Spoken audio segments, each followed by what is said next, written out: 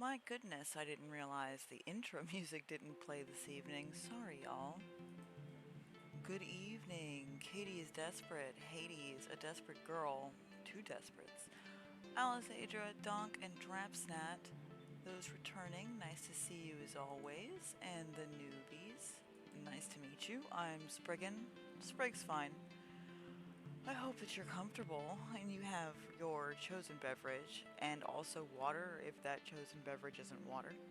And your favorite stuffed animal. I'm joined as always by Reynard the Fox. We're going to be continuing Mushroom Musume this evening. Musume, the way that it's spelled. I'm sure it should be said Musume. I'm loving this game so much, and the composer noticed that I'm playing it on Twitter, which was very sweet. Speaking of Twitter, if you're new, feel free to follow me. Twitter, Twitch, and YouTube at Kami Spriggan. And before we get started, I do accept tips on my Ko-fi, ko-fi.com/SPRIGGAN. Just my name, just Spriggan. Okay. And the VOD for last week's session is up on YouTube already, and it has the link to the game. This game is on itch, and also Steam, or I think it's being re-released. The itch page says wishlist on Steam, so I don't know if there's like a better version coming out, but if this isn't the final version, then I'm blown away because holy crap, it's incredible. Start getting that and that. Marcus Inc., thank you for joining us. Click. Ooh. There we go. Excellent. Everything is copacetic.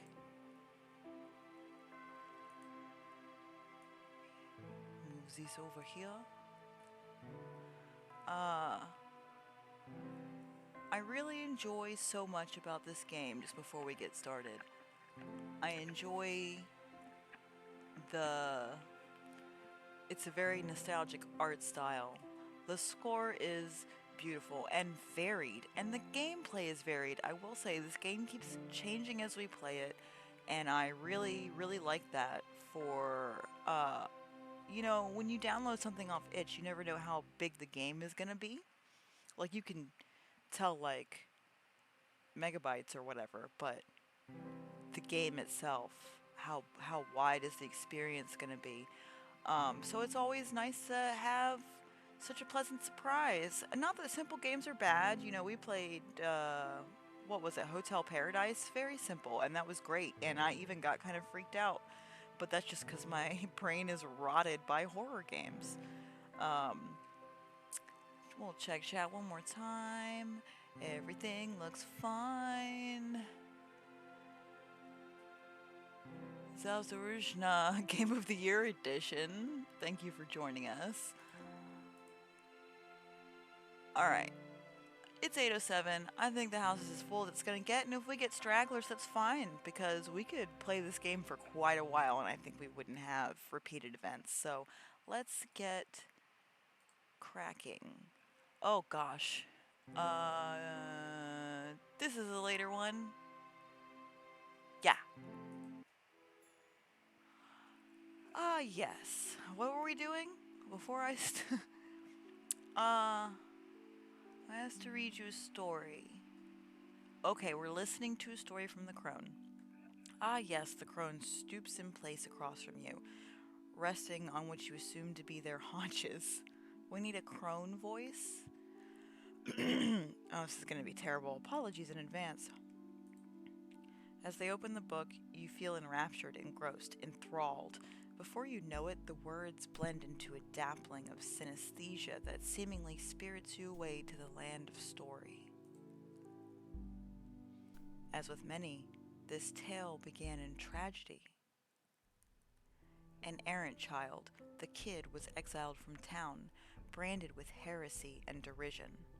She bore no sin but that of her birth, specifically the eyes, smoldering pools of ceaseless violet. They were the same eyes as the Violet Witch, a malefactor who had been terrorizing the area for years. And as such, the kid was cast from her meager home, at a young age branded as a cursed child. She would not know peace for some time, not until her body became frail, her throat burning, her stomach gnawing. It was a reclusive figure who at length offered her shelter, one who lived deep in the western woods. It was the first time the kid could know peace. That is our house. Well, it's our parents' house that we were playing as originally, but close enough. But peace was ill becoming of the time and ever fleeting. Despite the love and care bestowed upon her by her guardian, she could not stay. Fire came in the night. At first, it was deemed an accident, happenstance.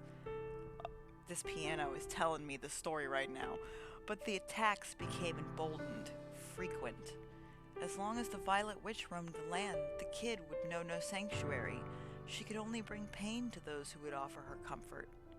And so, after a heated argument with her guardian, she forced herself to leave, lest they be caught up in the madness. The kid set off without preparation, carrying with her only a smolder of conviction. Nevertheless, she was savvy, complete with a few well-honed skills needed for survival.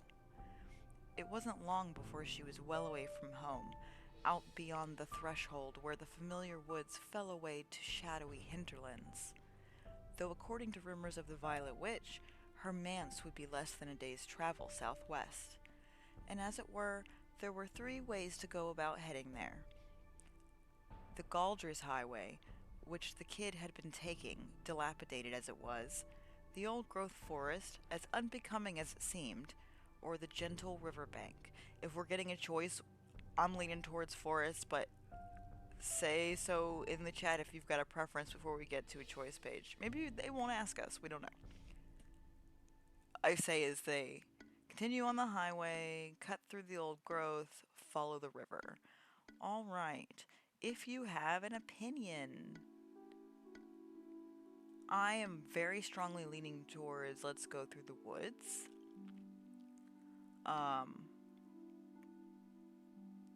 Oh, these are stat things. Where's the mouse? Can we... I think that's the Oopsie Doodle card, though. I don't remember. History.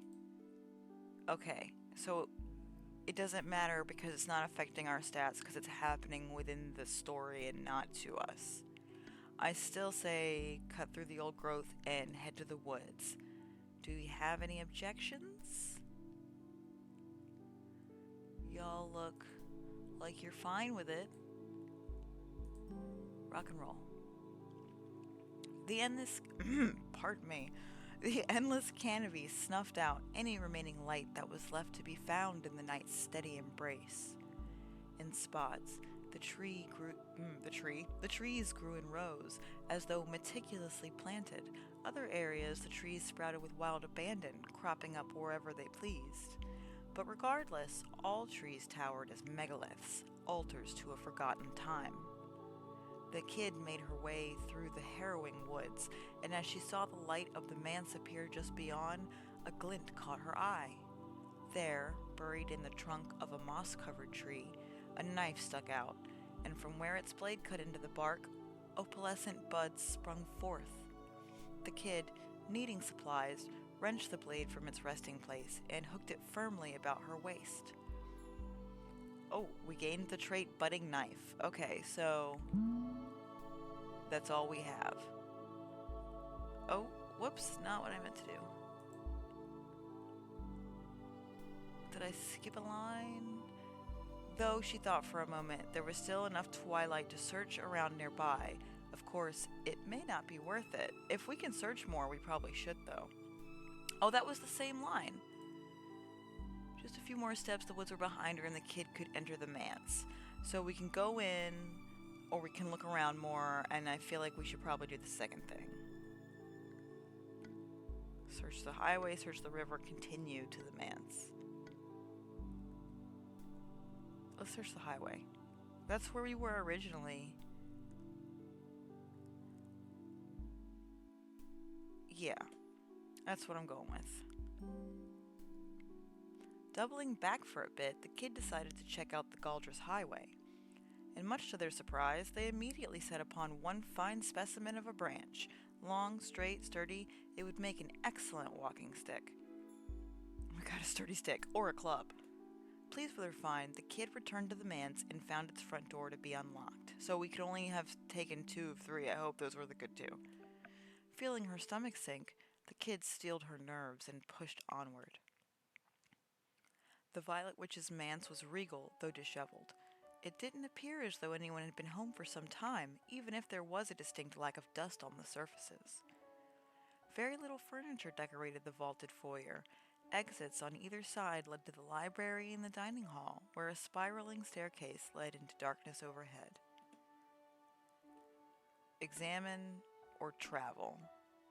I would like to examine as many things as possible.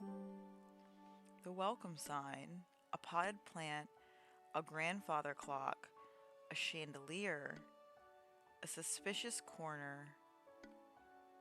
Never mind.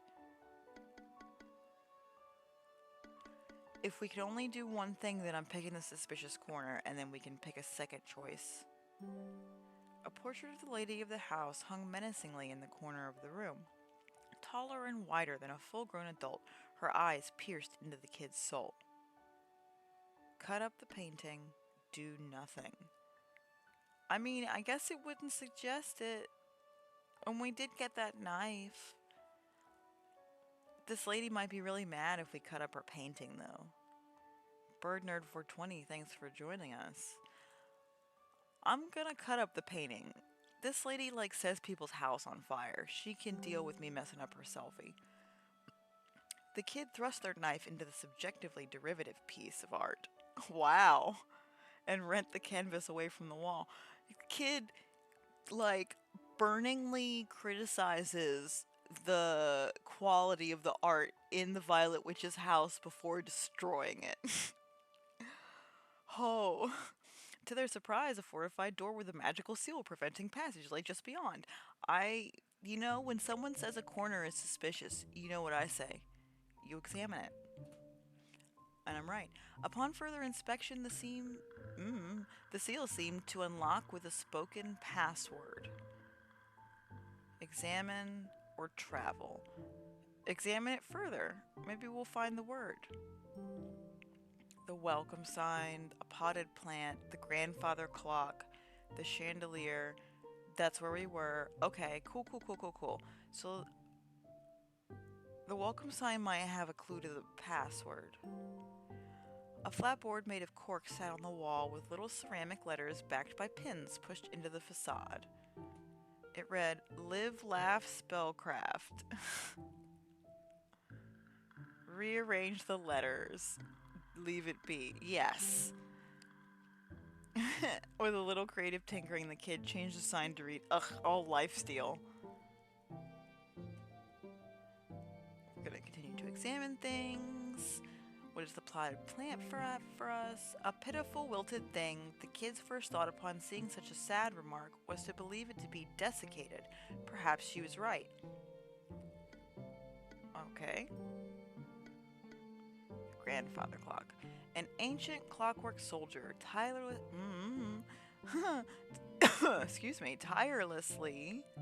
carrying on his duty without complaint. Something sinister emanated from it, and the kid felt a tinge of fear as the hands neared midnight. Continue to explore, examine. The chandelier, an intricate crystal chandelier, hung down from overhead. Its tether disappeared into the darkness of the vaulted ceiling, but its light shone down in a flood. Examine. Okay, that's everything.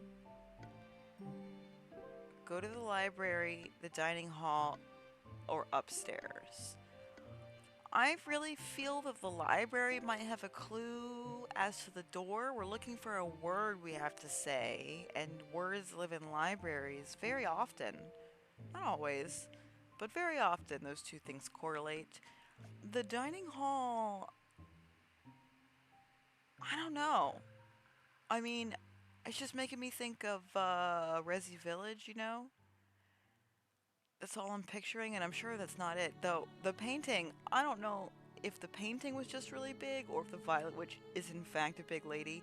I guess we're gonna find out. Or we could go upstairs, and I'm saving that. Let's start with the library and see if we can find this word. And then we just won't use it yet until we explore everything else. Let's save, actually. We've made some decisions and acquired some information. Okay. A vibrant carpet and luscious scarlet drapes help to pull together a warm, rich environment within the hardwood library. A room stretched up far above, concealing into darkness just beyond a mezzanine. Examine, return to the foyer. We can look at a table and chair, a bookshelf, the heavy curtains, the mezzanine, or leave. Let's just go in order. See what it has for us. Let me check y'all in chat. Y'all look fine. Okay. Table and chair.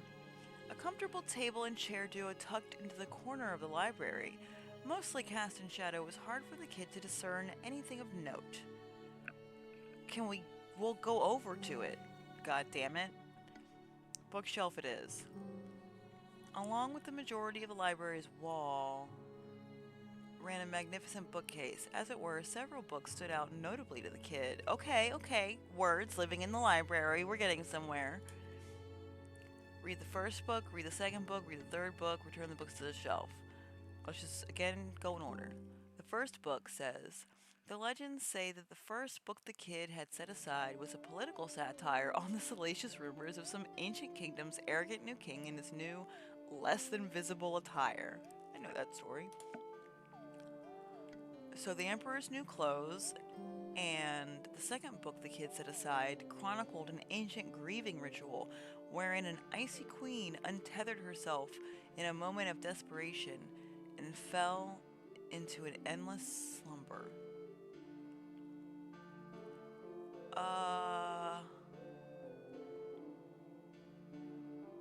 I don't know this one. Allegedly, the queen's frigid embrace can be felt on the wind atop the tallest mountain. And the third and last book. The third book the kid set aside ended up being a cookbook of all things. The legends note one recipe in particular that had caught her eye. Mashed mushroom mustard, supposedly quite savory. Okay. We've examined the books. Now the curtains. Blood red curtains hung from on high, obscuring a gigantic window. Oh, we got a cape made out of curtains. Us and Scarlett O'Hara, apparently. Hopefully this character has nothing else in common with her. The kid, taking their knife, slashed out a piece of fabric, fashioning it into a cape. Legends say she looked quite stylish. The mezzanine. Far above, though before the shadows restricted her vision, the kid could spy a mezzanine. The library had a very clear second floor that was inaccessible from the first, so we can probably get to it from upstairs. Roger. That's everything in here. Let's check out the dining room. In the foyer, very little furniture. Okay, it's the same text. Oh.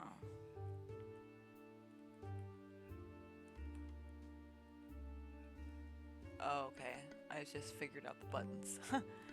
Travel to the dining hall.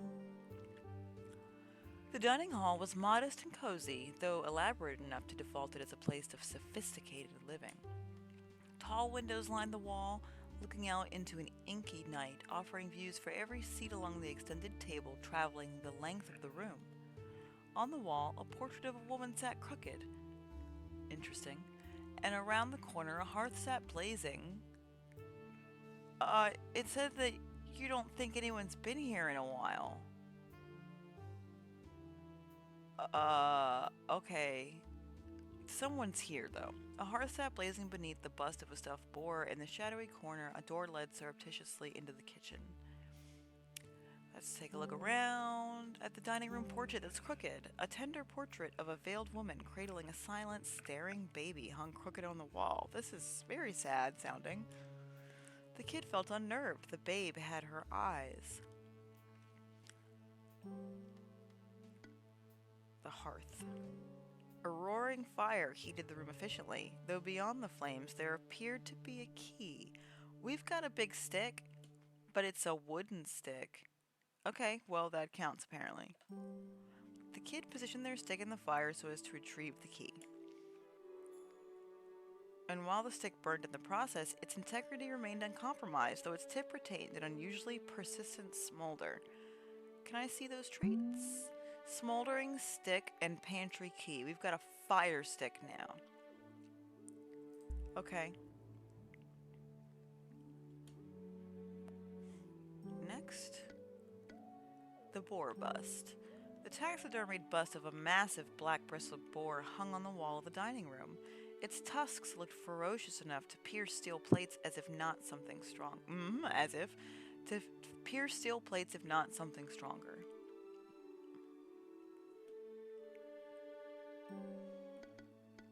The kitchen table. That's the last thing. You know, according to outside accounts of the kid's story, they say the table was made of real mahogany. Real mahogany. Do you have any idea how hard it is to source that stuff around here? I mean, what do we have? Fur? Well, regardless, it was quite fancy, especially for a witch who appeared lacking in the dinner guest department. Okay. That's everything there. Travel. Go to the kitchen, go to the foyer. Let's check out the kitchen before we head upstairs, because we can get to the second floor of the library from there. The upstairs, not the kitchen, obviously.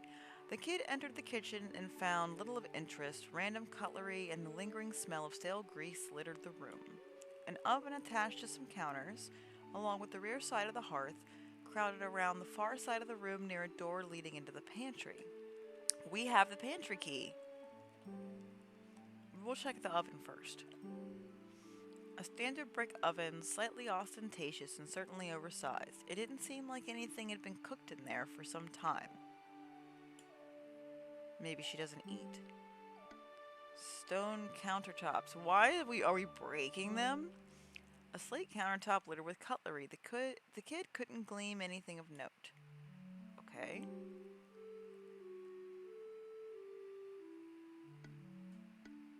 Rear side of the hearth. Nothing was left sitting behind the flames after the kid retrieved the key. So if we had come in here first and gotten the key without using the stick, we wouldn't have a smoldering stick. I'm very smart, y'all.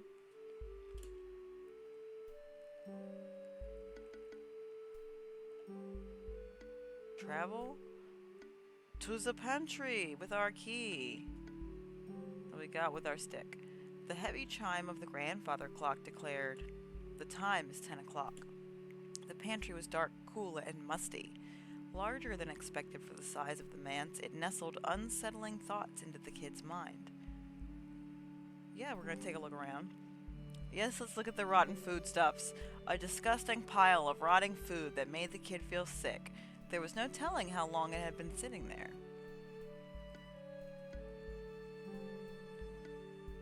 Ooh, a note. A small bloodied piece of paper that maddeningly detailed a particular book within the library, but for whatever reason it did not explain why. Okay, we're gonna go back to the library. Regardless if it piqued the kids' interest, they would have to check the shelves for the tome. Yeah, we're going back to the library before we go upstairs. A particularly savvy looking rat. A large rotund rat sat in the corner of the pantry watching the kid. "Hey, yous looks like a thrifty sort. How's abouts an exchange, eh? You scratched my back, I scratch yours. Capiche? Find me some cheese, yeah. This food ain't no good for nobody, no how. Get me a little of the goods, though, and I'm liable to talk." The kid blinked at the rat before continuing on their rummaging. After all, who has the time to speak with shifty, not to mention magical vermin? That was rude.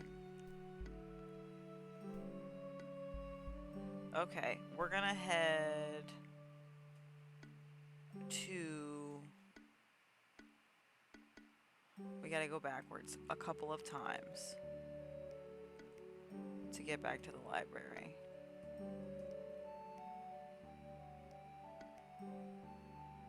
Okay. Now, we're gonna examine the bookshelf along... Okay, blah, blah, blah. First book, second book, third book. The secret book! This is what we came for. The kid opened the book expecting to find some boring scrap of information, but instead was greeted with a hollowed out center. And with that center, a key. The bedroom key. Oh my gosh. Okay. We are so ready to go upstairs now. Let's save. In case the tone changes.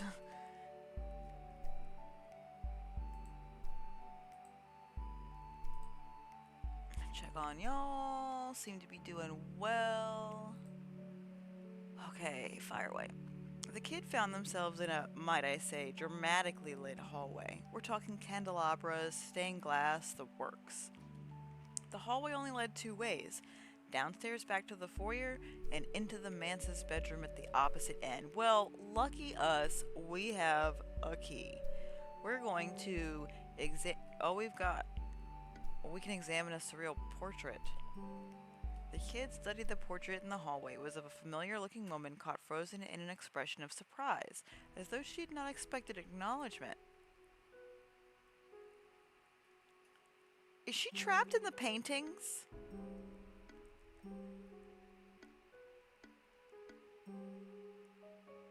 The kid, finally finding the bedroom, had to take in the strangely intimate feelings of her surroundings. The room was quite enviable. One way led to a personal lavatory, the other way toward the library's mezzanine. That's a beautiful setup for a bedroom, to be able to just walk into your library. Maybe you have like the stuff that you like to read over and over on the second floor, so you don't have to go downstairs. Ugh, that sounds good. I mean, I just have bookshelves everywhere, but whatever. With the only other way out back into the hallway, the kid couldn't help take a gander around. Yes, we're going to examine things, and we're going to go places. Yes, the wardrobe. Tell me about it. Just want to say I made this storybook... Oh, I can't see very well. I'm sorry. Just wanted to say I made this storybook even section of the game, and I'm very happy to see your progress. If you have any questions, just ask. Oh my goodness, I didn't realize that you were one of the devs. Thank you for joining. I'm enjoying this game so much, and I like the story. I like the way that the clues are laid in a way that you can go back and forth between the rooms to get everything. I'm having a grand old time. So, I guess my only question is I see stuff about wishlisting it on Steam. When it releases on Steam, will there be more content than the itch version? Oh, you're the composer. Okay, you just found me on Twitter today. Excellent. I am really enjoying the score. It's so varied. Like it changes so quickly to kind of emphasize like exploration stuff in a way that doesn't seem necessarily like this game looks simple in a non-insulting way, but like the old-timey bitmap art and like the setup of it just really reminds me of older point-and-click games. So the level of like detail and varied gameplay and music and stuff, I super appreciate it. This is a fucking masterpiece. Oh yes, there's going to be a good chunk of new content when it drops on itch, though I can't say much. Okay, I don't need any spoilers. I just wanted to know if there was going to be a difference. I am super pleased. I do hope that the extra content version will also be available on itch, just because I'm not the biggest fan of running games off Steam. Their storefront just grinds my RAM down for some reason. It's terrible. You know, it's just on Steam, that's fine. This isn't a super RAM heavy game. So it probably won't be a problem. Okay, perfect. Great. Oh, this was such a nice interaction. I'm so pleased. Cool. Okay, we're gonna continue with the storybook. I didn't realize that you did like multiple stuff on this. This is so cool. Alright, a large hardwood wardrobe sat with handles just waiting for the kid's fingers to grasp. And within, she found a marvelous cane tipped in iron with the effigy of a hawk. Okay, the Mons cane. While blunt, it still posed a significant method of damage when swung. So we've got an iron weapon, which, if the Violet Witch is Fey, will be good. But also, we're a mushroom person. I keep forgetting we're in the story, so we're not a mushroom person. So if the Violet Witch is Fey, and a weapon with iron on it will be a good thing. The smoldering stick, I guess if she's a vampire, and we still have a knife, we could still just stab her. But I have a feeling that we're this lady's kid, or the character in the story is this lady's kid.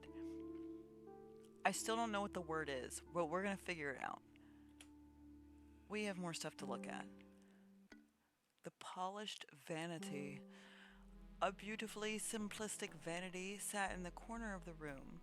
Inside, a diary belonging to the lady of the house sat opened. Reading. We're nosy. We're nosy. We've been going through this fucking house. I feared to have fallen unto thraldom. Oh dear. I mustn't forget the code to the altar. Mine own faith feels faint of late. I pray this omen ne'er to afflict my sweet child. So yeah, we're her kid, and she like turned us out because she's been enthralled by someone.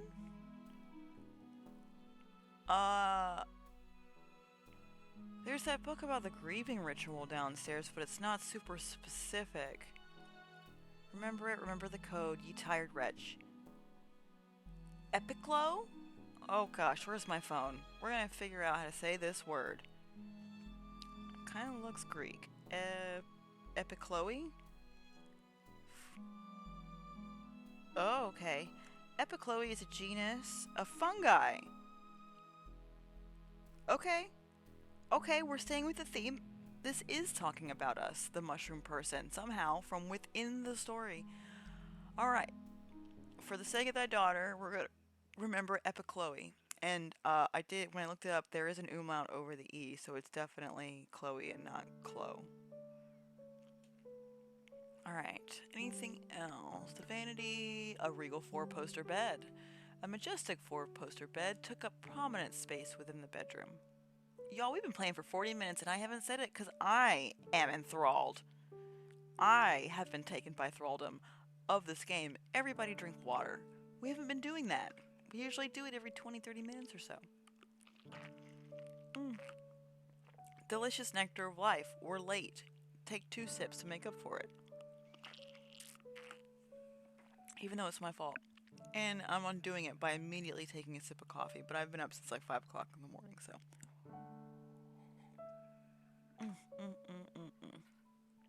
Alright. Hydrated and refueled. We are going to, I think, probably help this Violet lady. Who might be our mom, so I guess we shouldn't really become obsessed with whether or not she's a big lady. Alright, a majestic 4-poster bed took up prominent space within the bedroom. When the kids searched it, however, they found a magnificent longsword hidden beneath the covers. We're finding so many weapons! We only have 2 hands that I'm aware of. Maybe we're gonna, like, drop them. It doesn't say what metal it is. If it's silver, that would be, like, a different material. But a silver sword, that would be... I mean, it would be expensive, but look at this house. Age had certainly gripped the blade, but it could still swing at least once. Oh, maybe we're gonna use the weapons and then they'll break after a single use. The lady's longsword. The icon on the hilt resembled an eye held tightly shut. A conspicuously well-preserved wedge of cheese. We have to go back to talk to the rat! He's gonna tell us something in that accent. Admittedly, the kid was forced to do a double take. There on the nightstand, kept in perfect condition under a heavy glass lid, was a spectacular wedge of cheese. Perhaps she thought the manse had belonged to a tyromancer. Looking that up. Though I have a feeling I'm gonna look it up and it's gonna be that guy from Misfits. But I think that he called himself a lactomancer. Divining the future through cheese. What? No. Those who practice it generally use farmer's cheese, though some tried it with runnier options like fondue. Back then, a typical use for tyromancy was to determine who you would marry. Oh, it's like cracking an egg into a wine glass of water and stirring it up. Carve the names of all potential suitors into some pieces of cheese and wait to see which one molded first? So it's not like cracking an egg into a glass of water. It's like bone augury, where you carve a bunch of things into it, put it in a fire, and see where the cracks land. Except it takes a lot longer, it sounds like. This is a real thing that I've just looked up. I did not look on a wiki for this game. Tyromancy. Get into it. Get hip. Or a bored hobbyist. Regardless, the kid took the cheese because, quite frankly, she couldn't think of a reason not to. And because there's a rat downstairs. I mean, could you? No, I guess I couldn't. Yeah, actually, several. No, we're taking the cheese. Exactly, I don't think there's a person alive who could resist free, perfectly aged cheese like that. Anyway, the kid took it in their grubby little fingers and kept it safely on their person. I'm glad we checked. It's gone, because we picked it up. The armor stand in the corner. A mannequin in the corner of the room sported a peculiar attire.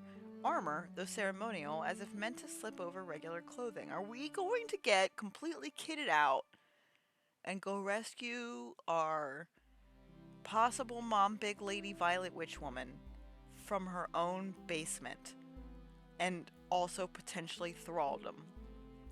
Inquiring minds want to know. A fald made of mirrored plates matched an oversized necklace of similar styling, while a set of gauntlets completed the fashion. If you ever click the inventory items, there should be descriptions. Oh, that's right! You know what? It's been a week. We do get more information. Shit. As the kid donned the armor, they could feel a warding effect creating a paling around them. On some level, despite the ornamental nature of it, they felt far more protected than before. So we did... There we go. Ah, okay, loads over there. Nondescript, weathered Chris. Glittering buds grow from the hilt. It doesn't scroll, okay. Curtain cape, a cape fashioned of the library's draperies, absolutely fashionable and durable. Yeah, we've got armor, we've got a cape. Thank you, Zaljarujna. I really hope I'm saying your name right, for pointing that out, because I definitely found that out last week, and my memory has apparently been wiped in the last 6 days, so... Smoldering stick. The stick from the woods now smoldering. For some reasons, the embers refuse to go out. Pantry key, a key to the pantry. Evidently, prior theft necessitated enhanced security by throwing it in a fire, apparently. Bedroom key, a key to the master bedroom. Bizarre circular motifs made up its styling. Moth's cane, a cane depicting a bird's head, effectively a bludgeoning tool. Pretty close. Zaljarujna.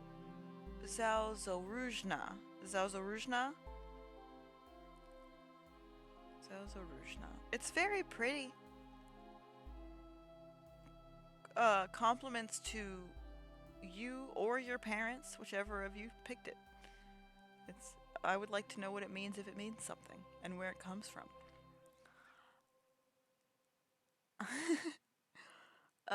Okay. The lady's longsword is an ancient blade that had long since lost its luster, its only companion, the long grinding march of time. Perfectly preserved cheese. As is well known, cheese is supposed to be aged, therefore this cheese must have simply been the best. An ornamental armor, ceremonial regalia, imbued with magical wards. Despite its immodesty, it protected well. Okay. We gotta go talk to this rat. And we have the word to get into the thing, but we still have stuff to look at up here. So let's finish up here, and then we're going to go talk to the rat, and then we're going to unlock the painting, and I'm pretty sure there's a basement back there. So.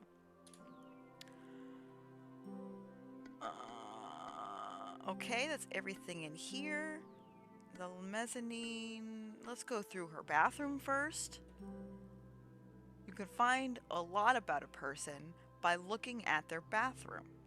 Okay, it's a name made for a fictional entity for a long shelf project. I just like the way it sounds, not gonna lie, but I tried combining Eastern and Slavic sounds to make something new and fantastical sounding. Well, you succeeded. Um, there's a fantasy series which I'm sure has aged poorly because, you know, most sci-fi and fantasy writers that got famous before, I mean, pick a time, are just horrible monsters. But they created a name that kind of reminds me of the concepts you're going for, which was the name Vorsheva. Um, VOR, I want to say ZHEVA. And the author said that he was inspired to create the name because he heard the Russian ZH sound and it just fascinated him as this musical sound, and he wanted to uh, apply that sound to a name that was not culturally Russian. And that's as much as I remember.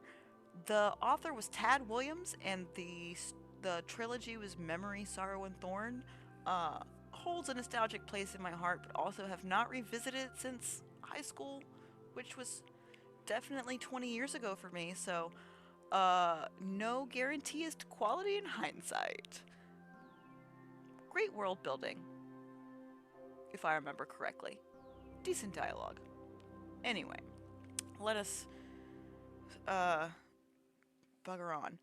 The inside of the lavatory was fascinating to the kid. Lazuli walls coated every inch. I love lapis lazuli. And ornate tiling in blues and whites accented the rest. It's a very Turkish bathroom, is what I'm hearing. Yeah, let's check out the crapper. Why not? It wasn't much. A magical toilet. Any and all have seen one of those in their lifetimes. Yeah, I've seen lots of magical toilets. I don't know about y'all. Why do your business in a hole in the backyard with magic can do all the transporting for you? I see. Indoor plumbing is the magic. Okay. You know, I'm sure the, what's his name? The boat losers thought the same thing when they saw Aztec plumbing. This might be real magic. This is a pretty magical world in this game. Magic is things that you don't understand yet, though. It could be magical indoor plumbing. Let's just compromise and move on. Flush the toilet. Yeah, flush the crapper. Why not?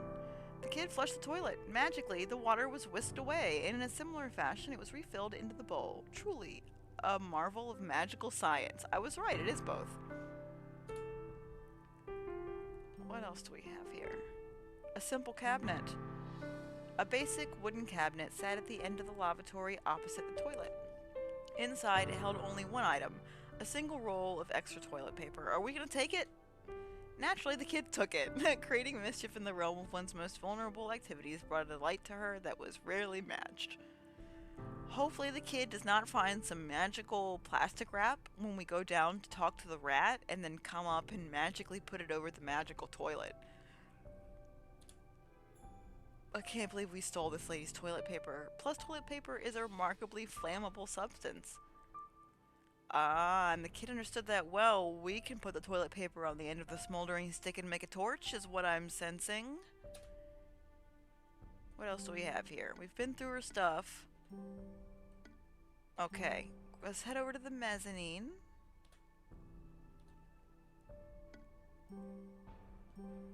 See what we can find. The library's mezzanine felt decadent to the kid. Immaculate carvings made up the banister, and intricate candelabras infused a sanguine light between the stunted shelves. The light is bloody, they say. Or maybe calming. They probably mean calming. I'm just being weird.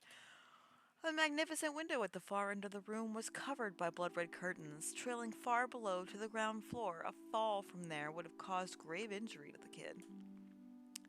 Examine the bookshelf is all we got. The kid perused the shelves, finding a number of tomes that struck her fancy.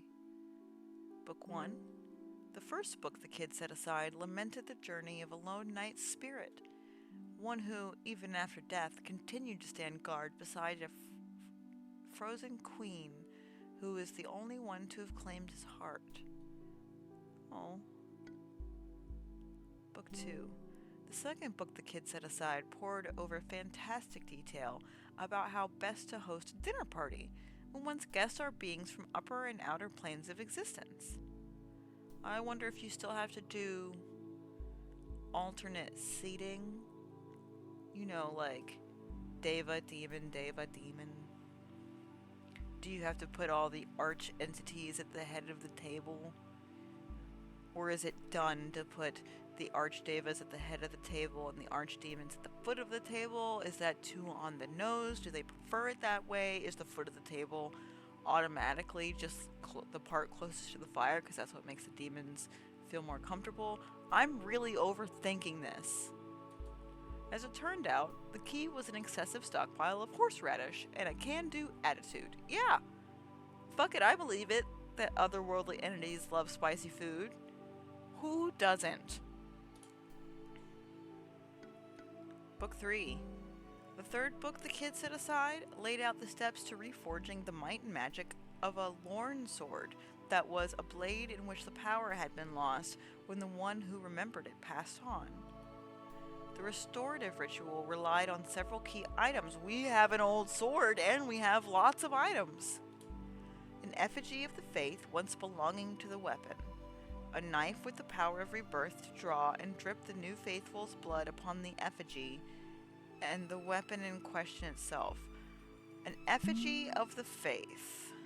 Ooh, I put my hand in my grinder. Okay, an effigy of the faith.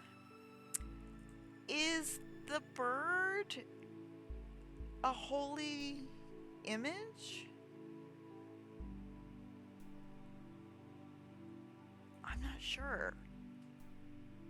The rat might have something for us. Maybe we need another artifact. There was, however, a catch. The ritual could only be done atop an altar of the weapon's faith. To exhume a faith as such, without first taking the steps needed to show one's respect, was tantamount to as blasphemy. Unfortunately, the effigy was found going along the river before the manse. Damn! Yeah, it only let me check 2 places before I came in, and it's too late to go outside. Okay, well, it says doing this is blasphemy, and, you know, I try to be polite to other people's gods, you know. So, I guess it's glad we can't do it. That's cool. That's cool. We have a lot of information, and we still get to go talk to a rat. Who doesn't want to talk to a rat? I'm excited. That was the third one. Put them back. Alright, time to start traveling. Back. Towards downstairs. It's 11 o'clock now. Yeah, the game and I just jinxed each other. The heavy chime of the grandfather clock declared the time is 11 o'clock. So we want to get past that painting before it's midnight. But that's okay. We literally just have to go talk to this rat and then just go, I guess, talk to the painting. We're talking to a lot of things. Oh. Some items may have secondary descriptions depending on your inventory, like the fireplace or the toilet. So the fireplace, yeah, I had the stick and it let me get the key with the stick, and then the stick is now a fire stick, but not from Amazon. And the toilet, I guess I didn't have. It said it let me flush it, but I didn't have what it wanted. Hopefully what it wanted wasn't the effigy, because it would really suck if you went in the bathroom first, flushed the effigy down the toilet, and then went and read like, oh, you fucking needed that, buddy. Okay, it's 11 o'clock. We're going to talk to this rat and then talk to this painting. The hallway only led 2 ways, blah, blah, blah. Let's go to the foyer. And then we go to the dining hall. It's 5 minutes per travel. Imagine describing that to the plumber. Yeah, so I have to perform An unholy, blasphemous ritual? Hello? Ooh, that sound design coming in to give me the chills. I accidentally flushed my face down the toilet. Down the turlet! Have you just revealed that you watch Letterkenny to me? This is excellent information. Yeah. Just, can you, Mario, climb down into this magical toilet and get this doll I found outside that I need to perform a blasphemous ritual? Hell yeah, bud. That's okay. The final season's either up or about to be up, so I gotta catch up. I think I fell off in like season 8, but I remember watching it when it first started and like checking into binge periodically. And while I will say that not every episode is a banger, more bangers than not. And the ones that aren't bangers, they're just not for me. I'm sure they're funny. Like, Fart Book is funny to people who like farts. And I don't need Fart Book not to exist. And there's aspects of the episode that are funny to me anyway, so I'm just rambling about how I don't need everything to cater to me now. Alright, on the wall, portrait of a woman. Oh, okay, we're in the dining hall. Alright. To the kitchen. Like, what's he? And then... yeah, it was the pantry, right? Pantry. And the rat. Yes, rat. A large, rotund rat sat in the corner of the pantry watching the kid. I'm so ready to give Ratatouille his little fucking snack. Hey, add some cheddar. How's about you hand over the scratch? So... Zazarujna, I love this rat's accent, and also feel very proud of myself for how fast I just said that. I am liking it very much. Lost trait, perfectly preserved cheese. Alright. Now here's a piece of advice for yous. Get out of town before the clock strikes 12, capiche? After that it's bad times in the biz. And don't get too enamored by that clock in the foyer. Before you know it, hours will pass by. So don't check the clock over and over, because every time you do, time goes by. And we need to be out in half an hour. But I thought we need to be behind the painting. He's one greasy rat, a real big palooka. Hey! Oh, I'm ratting over here. Before the kid could say anything, the rat scurried off. What a pal. What a pal! Alright. Quickly, even though it does not change anything how quickly I click the things, but oh my god, we did it. We're here. Gabagool! Examine the big lady painting. It's in a suspicious corner. It's not called big lady painting. A fortified door. Blah, blah, blah. Oh, because the painting's gone. We stabbed the painting. So, we're not talking to the painting. We're talking to this door. The kid leaned forward, plainly speaking epic Chloe, before standing back to watch the wall recede and the room behind become exposed. I wonder if going through this door counts as leaving before midnight. Probably not. We're gonna find out. Let's save. And find out how screwed we are. We could have gone upstairs first. I'm thinking about it. No, we had to make all the loops because we had to get the bedroom key.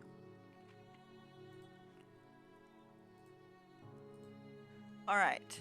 The kid leaned forward, plainly speaking, blah blah blah. Here we go. The room became exposed.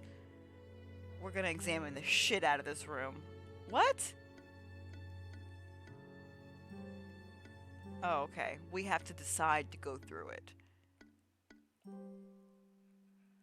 Behind the hidden passageway...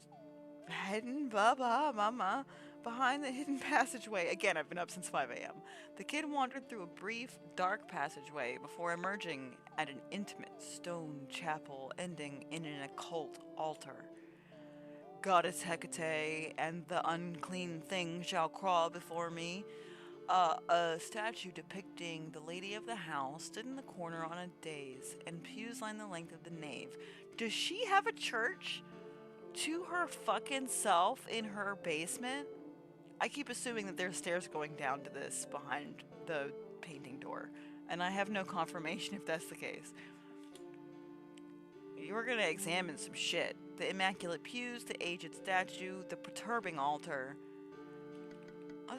Let's take out the pews. Because that's like the order that we would walk into the room. We're starting from the back of the room, I assume, so we're gonna hit the pews first.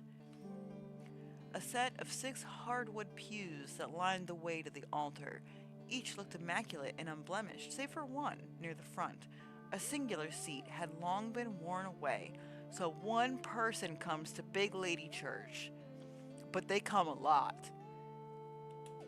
Or they stay for a really long time. The aged statue. The kid marveled at a 10-foot-high statue upon a raised dais depicting the lady of the house. Legends say that the statue wore a ceremonial set of armor and brandished a long sword in her left hand, a magnificent kris in the other. Well, we have a lot of her shit. We're secretly a statue.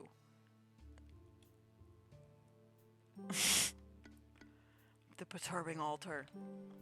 The kid marveled at the stone altar depicting a babe resting on a bed of dried, desiccated mushrooms, but had to accept not having the necessary items for the ritual. She remembered the items the book had called for: an effigy of the faith once belonging to the weapon. This was something she did not have. A knife with the power of rebirth, such as the budding quality of her knife, and finally the dormant sword itself, in need of reforging. Clearly the sword she had found in the lady's bed was the one in question.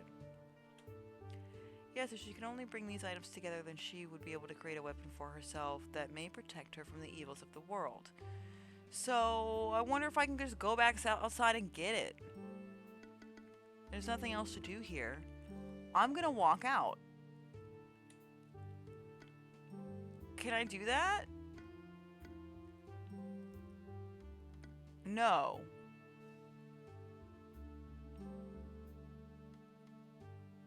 I can't walk out. I wonder...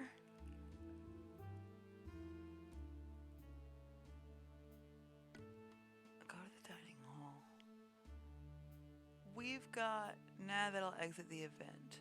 Okay, thank you. So we have some items, though, that we didn't get to use. Oh, son of a bitch, can we just...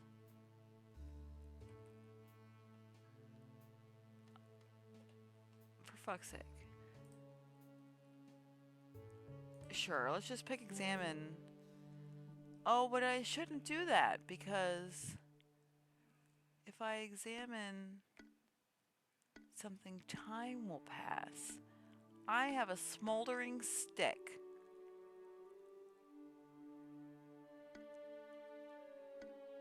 That I didn't have at first.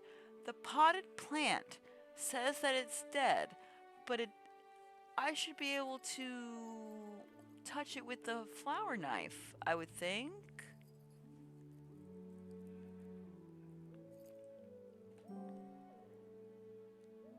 Desiccated, perhaps she was right, but it won't let me use... What?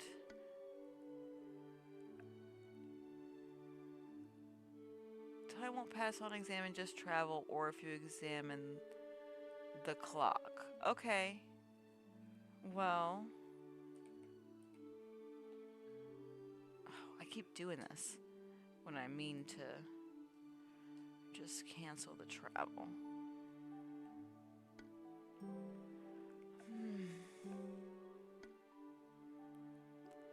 I already changed that to say something about lifesteal. The potted plant won't do anything. I guess we'll check this again. I got a stick. Can I make it brighter? No.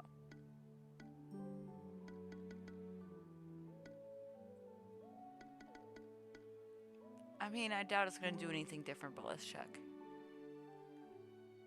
It read, all lifesteal. Yes, it does.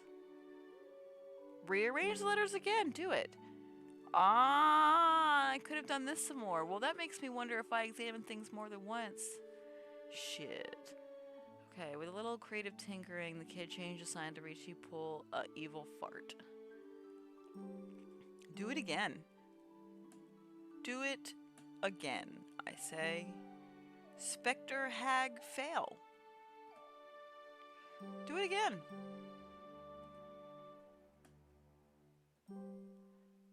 Okay, put the letters back to their original phrasing. That's annoying.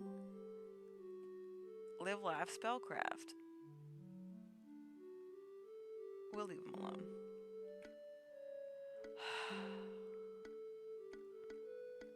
I feel like all that I can really do is just make the time run out. So,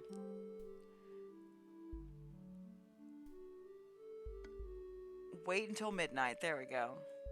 Fuck it. Let's see what happens. We can play again. Oh, look at her. That's not a big lady. That's like one of the ladies from Army of Darkness. In the foyer of the kid, you'd recommend checking the toilet. Well, darling, I guess I could load. Yeah. I appreciate the tip. I have to get through this. Well, I don't want to read it. Yeah. Skip through it real quick. Can we? Oh, I don't want to be missing it. And there's a fight. Son of a bitch. I just want to go back. Man, there's no...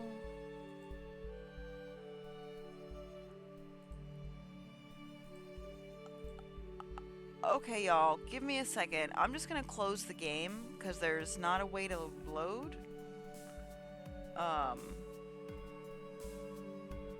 Press escape. Okay, good. That's shorter. Boom! Thank you. You. Alright.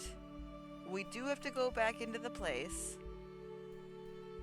Let's go ahead and... I did that by mistake. Leave it alone. Leave it alone.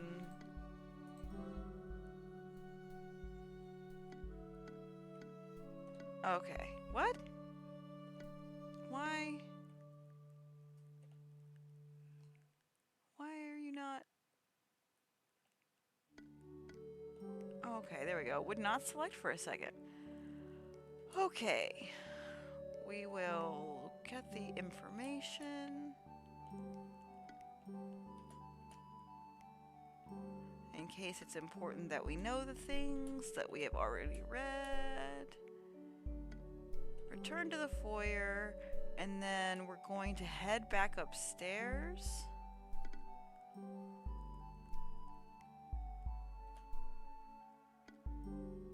Man, we might run out of time. No, we'll probably be fine. Ooh, we're gonna run out of time. It's okay. It's not like we were able to do anything. We were just waiting the time out anyway. We might not have enough time to get to the bathroom. Grave and proud, the time was midnight, and a haunted memory cried anguish from the foyer. The inside of the laboratory is fascinating to the kid. Okay, we do have time. She's just waiting for us. Okay, we'll look at it again. It wasn't much. Oh, because I picked something up after I looked at it. Good looking out. The sudden desire to commit heinous crimes and property damage, the kid stuffed the toilet paper down the bowl and triggered the magical flushing sequence. Even the strongest magic in the world couldn't withstand the power of a clogged toilet, however, and before long the water started to overflow. An overflowing disaster. Look at that mess. Why would the kid do such a thing? Something tells me that place never heard of property insurance either. Okay.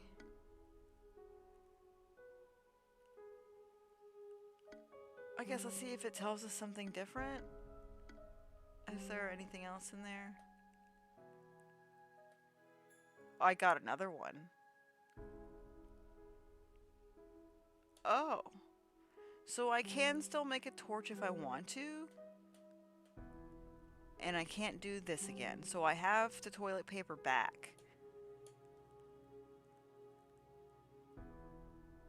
Shit, should I look at that stuff again? Devoid of any useful items. Oops.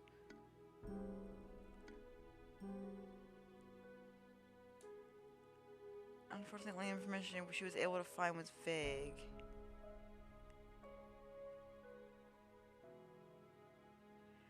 Oops, that was fixed in a recent patch, I think. Oh, that I can get the toilet paper back? It's all that it's for? Well, in my heart, I can also make a torch with the fire stick. When I am in need of direction, I must remember search deep within, and perhaps an answer will arise. I must always remember my faith, my own altar hidden within. I can consider this passage, wondering more about the lady of the house. Perhaps if she could simply see the lady, she would find answers. Man, I should have been looking at stuff many times. Okay, my bad. Not everything has... The cheese is back! Fuck it, I'm taking that again, too.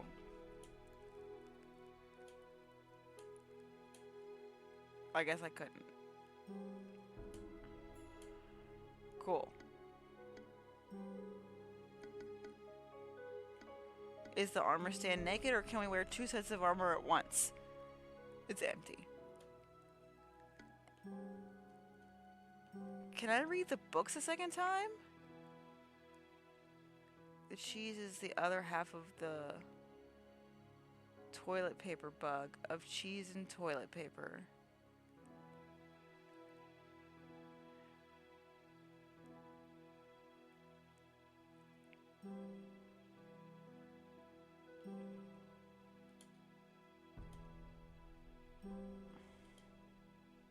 Okay, no, the books don't give a second blur. Oh, but not everything does when it does, so we should check them all.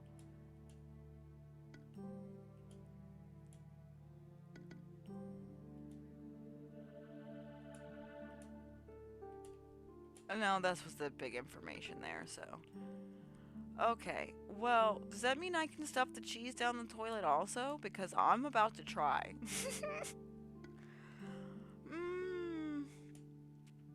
Yes, I am about to try. Oh, no, I can't. Okay, we're just getting later in... Or no, it's staying midnight. Now that it's midnight, it just doesn't get any later. Alright, I guess let's go... Let's check and see. Is there anything else? The portrait.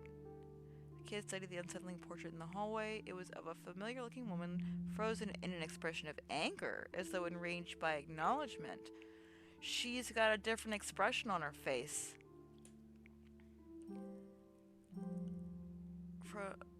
But it doesn't change again. But I swear, the first time we looked at it, it said that she looked surprised. Alright, let's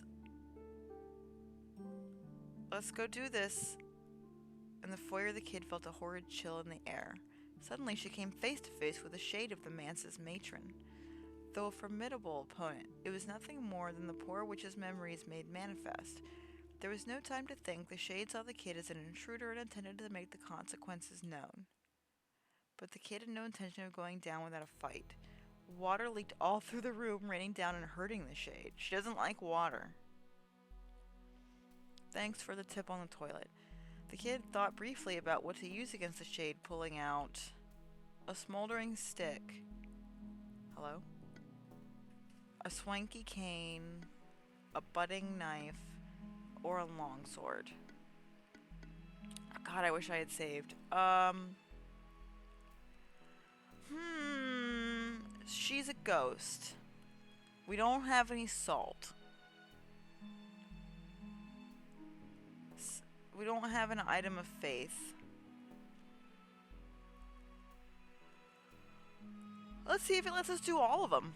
Smoldering stick it is. The kid seared the shade's form with the smoldering end, eliciting pain from the creature. Its eyes... Oh, okay, it's about how many things you collected, I bet. Its eyes catching the ridiculous rearrangement of the welcome sign. The shade stood for a moment in confusion. I'm glad I redid that. The kid wasn't about to let the opportunity pass her by. The kid thought briefly about what to use against the shade, pulling out...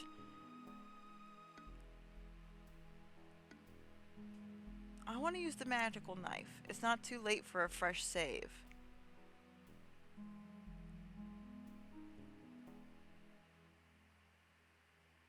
Okay. Well, I guess after I pick this one.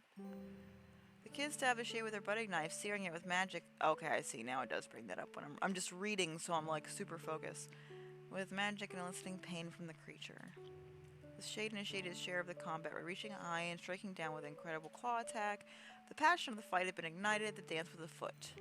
Water leaked all through the room, raining down and hurting the shade. Okay. So the knife did a lot of damage. Let's see what the cane does. It was okay. Kid swung the silver eagle head into the shade, eliciting pain from the creature. Shade hissed, whipping a miserable claw at the kid, connecting somewhat. There was no other path left to the kid, only fate could scry the outcome. Water leaked all through the room. So the biting knife is the best so far, but I guess let's see how the longsword does. Kid's won the great longsword, but it's not going to do anything because we didn't do anything with it. Once lying to the lady of the man, the shade reeled back at the slice. Oh, okay, screaming in pain. Kid smirked, but as she looked back at the blade, she saw it crumble and break. That's fine, because we have this budding knife. Marie Shade shrieked as loud as it could, damaging the very psyche of the kid. Even battered and bruised, there was no stopping the kid from request her conviction. Water. Okay, that budding knife. That's it, baby, we got her. The kid stabbed the shade with her budding knife, searing it with magic and eliciting pain from the creature. The shade shrieked and moaned as the magic comprising it, flittered away. All that was left in that mess of water damage was the kid. The kid and a bounty of unanswered questions. The only thing left was a clue for her was a small precious stone left behind by the shade. And as the kid scooped it in her palm, the stone warmed and glittered a bright green before fading at length into slumber. Regardless, the kid understood it was only the beginning of her journey. So probably we could have de-eviled her if we did the thing. We're back in reality. Man, our robustness is shit. And as such was the kid forced to come to terms with many a disquieting thought upon that return trip home. Dozens of woes, a litany of sorrows, but only one truth that struck her. Perhaps those who rallied against her, in fact, did so with cause. Aw, now come on, just because of who your parents are, that's not really a cause. I don't subscribe to that. Oh my god. Okay, well, it's been another 40 minutes apparently. Everybody drink some water.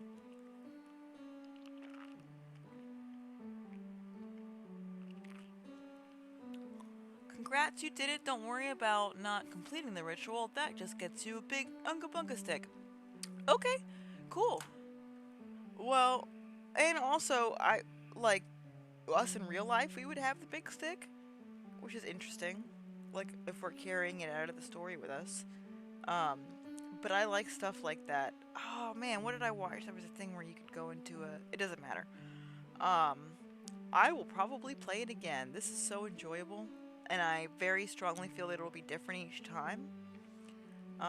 Also... I mean, don't tell me. I'm not gonna ask. Perhaps those who rallied against her, in fact, did so with cause. That's so sad. The kid will return, victorious indeed, but some believe her to have gone on further to do many a great deed. Alas, that is all for now. Time has slipped away from us, it seems. You'd best hurry on home now before the dark settles. The crone leans in, uncomfortably close. You wouldn't want to run into the Violet Witch now, would you? He asked with a cackle. Taking his advice, you return home, head filled with thoughts of the kid. Oh.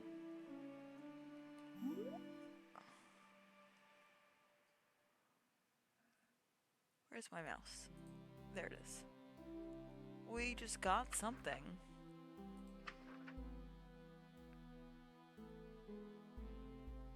I don't know.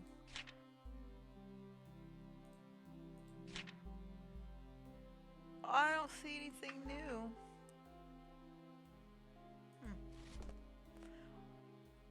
While on an expedition to a nearby swamp, you lose track of time.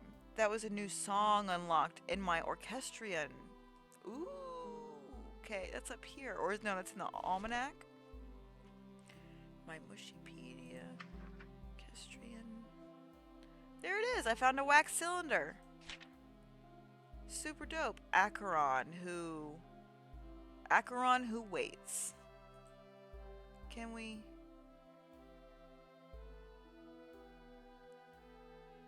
at the top? It won't let me add it to the playlist. Or maybe it's already there. Yes.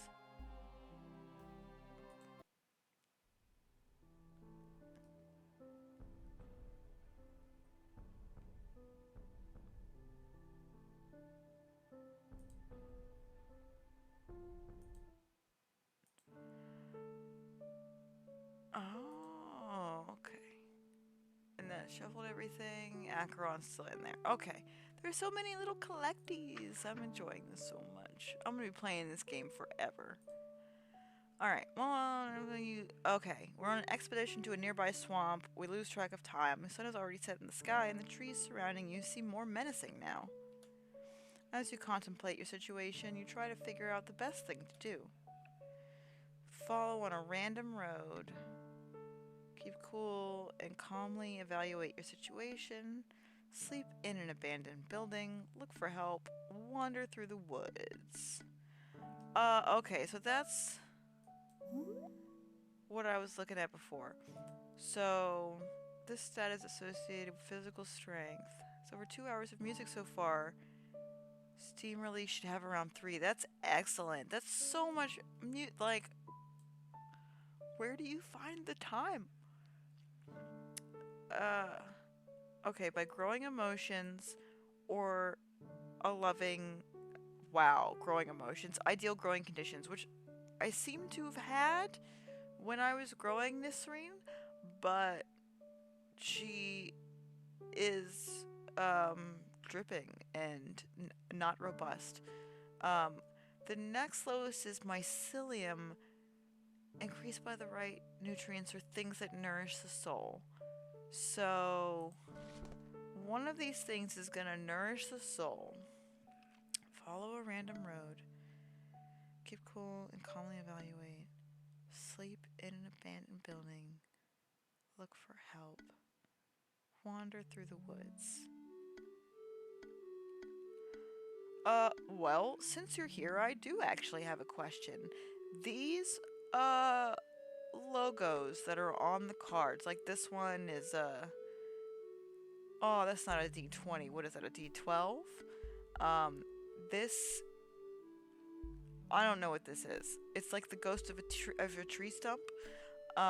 This bouquet of flowers, this, like, Yog-Sothoth ritual insignia, and the scared mushroom, or cold mushroom.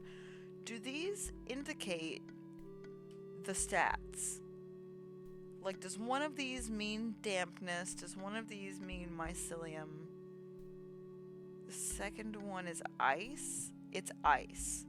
Because we're keeping cool. Okay. It does look like a ghostly tree stump to me.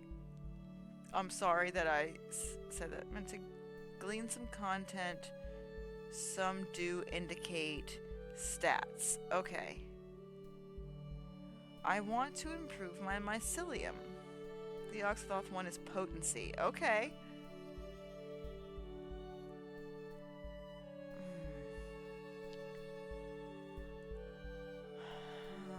Mycelium just kind of means mushroom.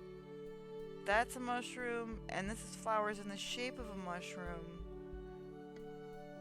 Ice could be damp. Follow a random road. Okay, Yog-Sothoth one is potency, I believe, but there's robustness to the right. Okay, so I can't. Okay, just the description, I kind of misinterpreted, I guess. I thought maybe I had to eat. Cool.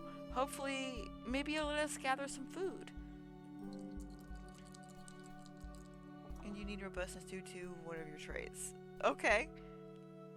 You figure that probably decay, I would think. I'm rotting.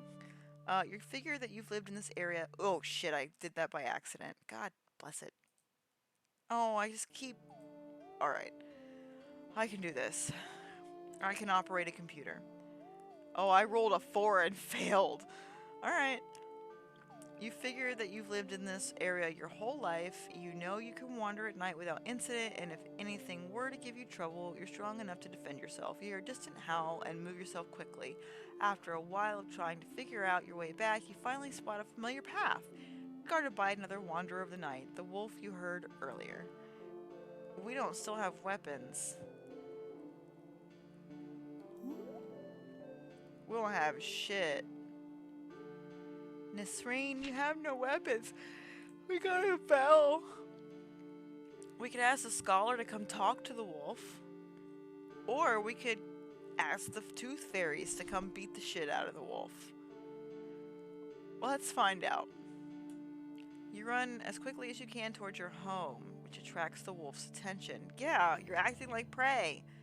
The rest of the night is spent in a tree, guarded by your new friend. Thankfully, it seems to grow bored by noon the next day. My robustness went down to 1.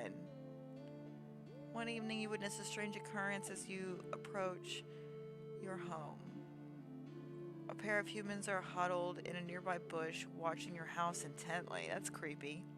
Sometimes you can roll a 1 and succeed, and that's because rolls are also affected by their correlating stats. Okay. Yeah, that's like tabletop. Okay. Eyes locked on the strange abode, they don't notice your approach. It appears they are here to spy on you? You in turn find a wooded spot nearby to sit and observe the pair. They don't appear to be armed, but carry large oblong packs and travel gear. How strange. After several minutes of observation, you consider what to do about the humans. Wait for them to leave, try to scare them, just walk up and greet them. My potency is 45.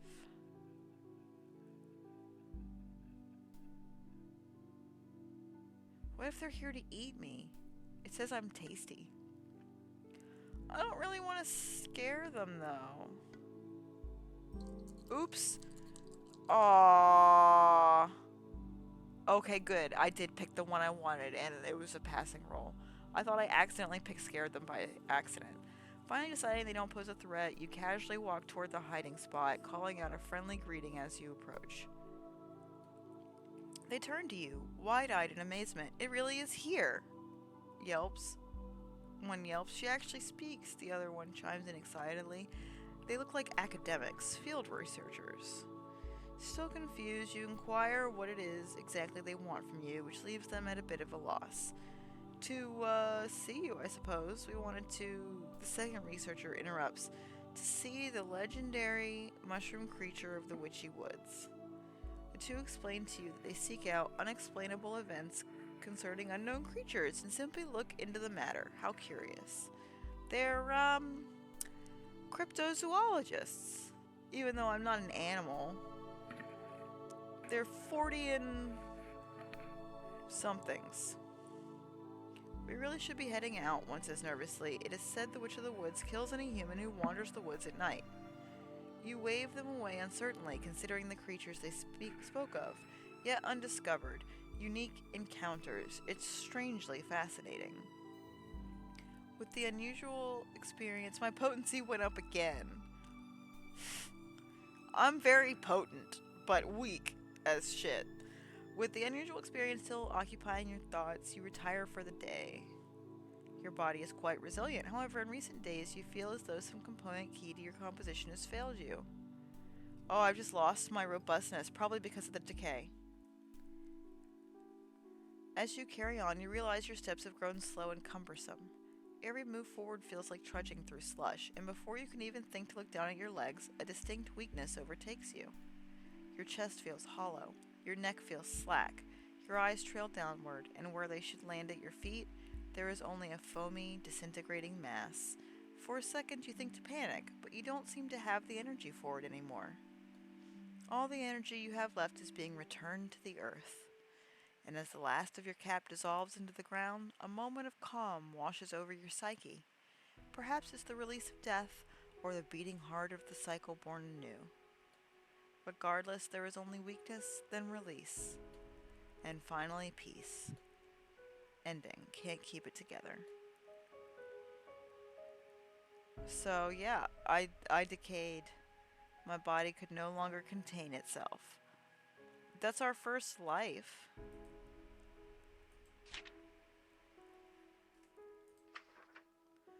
We didn't use any of this shit.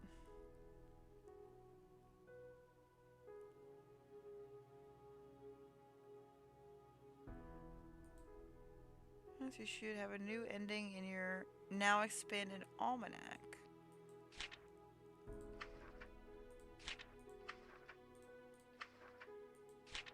Oh, okay. Ah.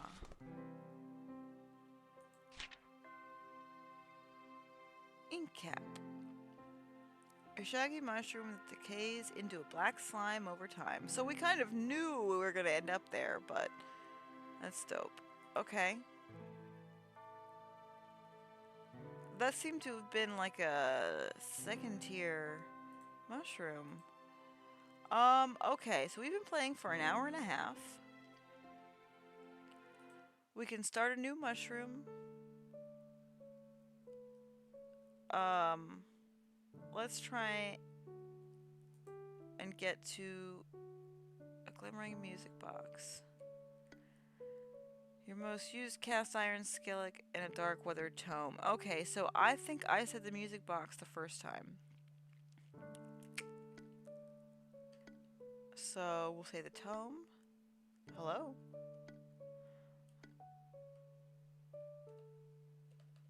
Why can't I click it? Thank you.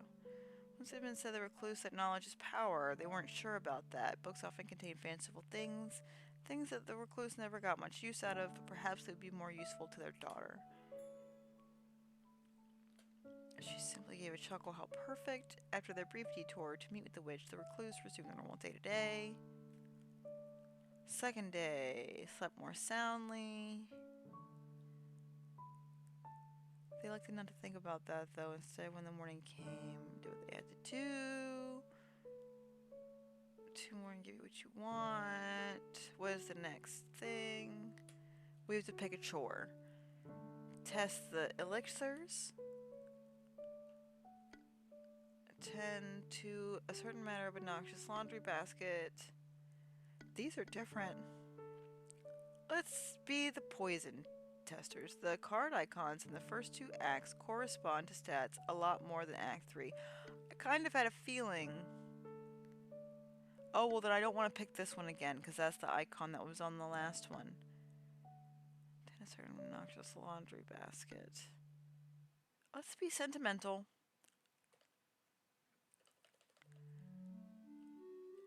Can I rock? Thank you. Why not see what a witch's most prized personal possessions look like? It's not like they would ever get this chance again, after all. The recluse spent a quiet afternoon, carefully unpacking and rearranging her belongings, silently speculating to themselves about the sort of life this witch has led. Arriving back to their meeting point, the recluse was excited to report their progress to the witch. Ah, very good. How kind of you.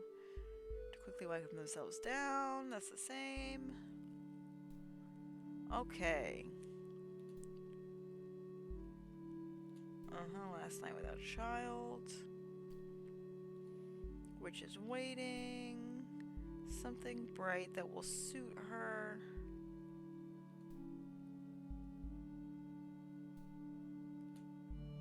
I'm not going to say witch is for color. Right, we already did the Field of Flowers. That's where we got purple. Let's try the Stony River. Though underwater wasn't the first place most people thought of for color, the Ooh, I just kicked my blessed table and hurt my foot. Though underwater wasn't the first place most people thought of for color, the recluse understood that there were many shades that people failed to consider. How true. They arrived at a nearby river, glancing into the glassy water to spy a variety of small shining stones. Turquoise, prized symbols of luck and fortune, brimstone, garnet, brimstone and the alchemical wonder, garnet lost, maroon, heralds of bygone storms, marble, the pale proprietor of possibility, Obsidian, dark glassy ghosts of ancient fires. Let's be lucky though. Lucky, lucky, lucky. You're so lucky. The vivid hue of a chunk of turquoise caught the recluse's eye, beckoning their hand. The stone presented itself like the sky, like the waters, like a purity rarely seen. Stone in hand, they returned to the witch, captivated by nature's beauty. Oh. Right, the colors changed. That's okay. This is a little easier to read, to be honest with you. The recluse returned to the witch's hut, colored item in hand. She silently took the object, nodding her head to the recluse in recognition. The recluse stood there for a moment, unsure, before finally the witch realized what they expected. Oh, you want your promised daughter, don't you? Her voice was almost mocking, but at least it was not overtly cruel. Suppose I must tell you that I lied, human. I do require several more trifling things from you. First is the matter of payment. Right, so I want to do the same thing I did last time because I heard something suggested by someone on Twitter, and I don't know if it's true, but if it is true, I have a feeling this is how you get it. The recluse told the witch they couldn't repay her, not anytime soon. That is fine, of course. I will collect payment eventually. And if you don't like your current color scheme, you can always switch to one you've unlocked in your Almanac's Chroma collection. I actually did see that when I unlocked the purple one last time. Sorry, I don't mean to backseat. I'm just excited to see you play through live. No, you're good. I super appreciate the tips. That toilet thing saved my bacon. And I picked a watery theme for this particular mushroom person, so if I get that house again, which I think you have to, it's such a big event, there's no way that it's one of the random ones. You know, I'm going to try it differently. I'm going to walk along the river to go with my watery theme here. We're going to see if we get something different with the shade. I mean, of course it'll be different, but will it be satisfying? But we're closing. Ooh. Of course I yawn as soon as I start to say it. It's because I thought it. How sad is that? We're closing in on 2 hours. It'll be 2 hours and about 20 minutes. I don't know how much longer I'll be on this evening, but I'm definitely going to be playing this again next week. So I'm thinking we're going to get to the point where we are the new mushroom person, and then, oh, I got to think of another name. Okay. And then we'll live the life of that mushroom person continuing next week. So let's get to this mushroom person. Oh, after completing the first storybook event, there might be something new. Pardon me. Well, I hope to keep playing it over and over. It looks like there's a lot of different mushrooms we can get. So I will probably do at least one more, if not 2 more weeks straight of this, and then probably make it a monthly thing to fill in the mushrooms. There's another game that I kind of want to do that with because there's some unlockable secrets in it. So I might have like an alternating schedule, which would be nice. So, okay. With the payment settled, the witch simply smiled and handed the recluse a small pot. Not gonna say it. Humans are tricky, but mushrooms are much more resilient. Consider this an upgrade. Don't worry, eventually she will develop a mind. Simply give her time, as much as she needs. Soon your wish will be in full bloom. I suppose with all that settled, though, there is one last thing for you to consider. A young girl needs a proper name. We use Nisrin.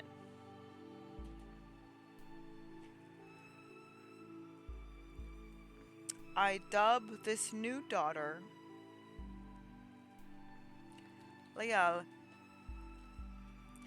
Then she walked away, only fate knowing if the two should ever meet again.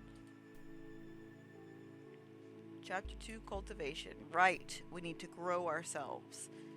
The recluse was unsure of the specifications. They did realize that it was important to heed her instructions, care for the pot and the dirt and everything that lay within. So the recluse cleared up as any parent should and assessed the things they needed to raise a child. Finances in case the nearby village had goods or services that you could not provide. Nutrients for the child. We're just reading the same thing. Alright. One evening, you discover many footprints outside your home, three-toed and webbed. Some strange creatures have been poking around. You've heard the rivers of these woods are home to nefarious turtle-like creatures that capture human children, only to bring them home and drown them. So, Kappa? Are we in Japan? I guess there's mushroom-like spirits in Japanese folklore. Wonder if we can make friends. This is not actually a child. It is in fact a mushroom. So maybe they won't drown it. Your child isn't a human. See, that's what I'm saying. But you can feel the leer of envious eyes from the tree line. They know a precious daughter when they see one. I see the Kappa are misogynists. By the look of the that's a joke. By the look of the tracks, these ones are quite young. Perhaps you can do something to frighten them away from your home.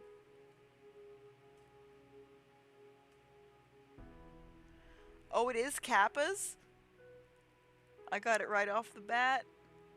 They're little turtle dudes. They're literally, and he said these ones are quite young.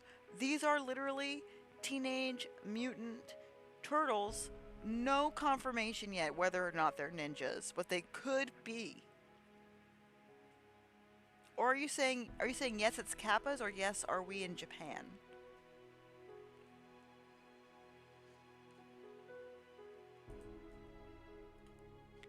Ooh, Vimercy, Sakoshi,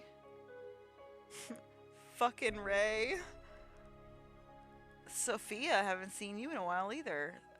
We've got so many familiar faces this evening. I know y'all don't mostly talk, I lurk too. This is the only time I speak to people that I don't live with, is these streams. Okay. I don't want to frighten them away, I want to convince them to be my friend. Deal with the issue decisively. Purchase a magic ward. Hunt one of them. Keep your daughter inside in the evenings. Stand guard until they stop. But if I hunt one, do I have to kill it? Could I just immobilize it temporarily and explain to it that I'd like it to be my friend? Purchase a magic ward. It did specifically say we need money in case. We never really used the money. Just that time that we made bets with the fairy, and then we lost and we had to cut off our finger.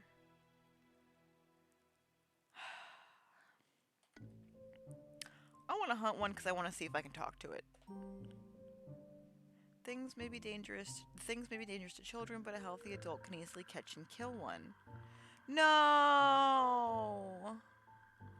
But I want to be his friend. He's just a little turtle. Or like a big turtle. Certainly send a message, grabbing your bow and hatchet. You charge off into the woods. You find they are deceptively quick for turtle men, but panic easily. You single one out. I'm so bummed out. The first option said to kill them. Why would two different options be killing them? You single one out and dispatch the slippery green thing as it stumbles through an unfamiliar bramble. I'm so depressed now. Frantic rustling and dismayed hollering can be heard from the trees as you drag it home. A massive, brightly colored shell adorns the post by your cabin now. And we ate him. We ate him and we put his shell. Oh, as a warning. Well, we don't want them to steal our kid, but I really hope that we were gonna talk to him and maybe be like, you don't gotta do this. Sheik's part river too. Your siblings. Decision being made, life continued. I mean, decision being accidentally made. Let's be real. I wouldn't choose to kill something if I didn't have to. One day you awake slightly earlier. Excuse me. That's why I'm saying 2 hours might be the fucking limit I got. One day you awake slightly earlier than usual. In your somewhat somnambulant state, you hear an ethereal croon originating from your garden. When you go out, you spot a small flat fairy clad in turquoise is sitting amongst your crops. Build a small sell in town, offer a coin to gain their favor. I built a garden last time, and the fairy stayed with me, but she didn't really seem to do a lot.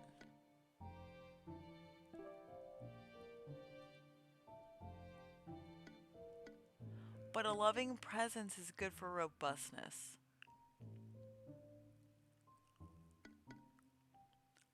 I wonder what their favor does.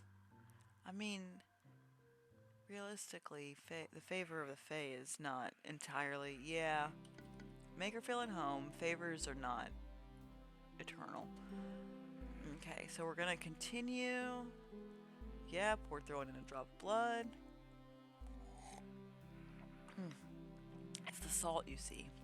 And also the ownership. Okay, we're in the ferry.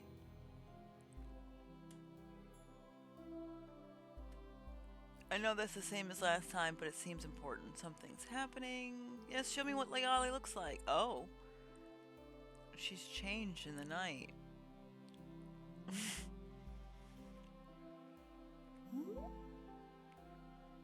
Underdeveloped and simple. 3 hearts of affection. I'm simple? I gave her the book. Specifically.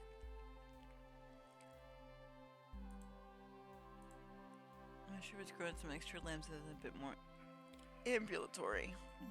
Of course I have hiccups now. One morning you awaken with a weight on your chest and open your eyes to find a heavy mushroom sitting atop you. The creature has grown little arms and legs and demonstrates her newfound mobility by clambering off the bed as you wake. Her demeanor seems cheerful, wandering about in an excitable and inquisitive mood. Encourage her optimism. Spend time nurturing her environment. Environment is excellent in quality. We don't need to worry about the environment right now. Motivate her to be more practical. Encourage her optimism. I mean, I'd like to do that. It seems like the right thing to do. Oh god, I'm so sorry. Instead of just telling her to be practical. Your daughter's development is going better than expected and you want to promote her cheerful nature. Did that change something? No, not yet. Oh, we gotta wait till the results come through. You encourage her to appreciate beautiful things, bringing her to that flower-filled glade you once visited. Enthralled by the... Okay, so the game remembers that our previous... Okay. Enthralled by the wondrous sights, appreciating nature quickly becomes her favorite pastime, and she spends much of her time wandering outside. Decision being made, life continued.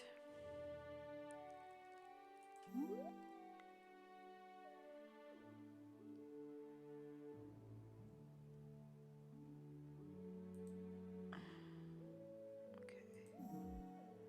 Light knocking at the door. Quite a rare occurrence. Switch to the woods. Oh, hey! Introduce her to the daughter. Request a stipend. Time for the daughter to meet the witch.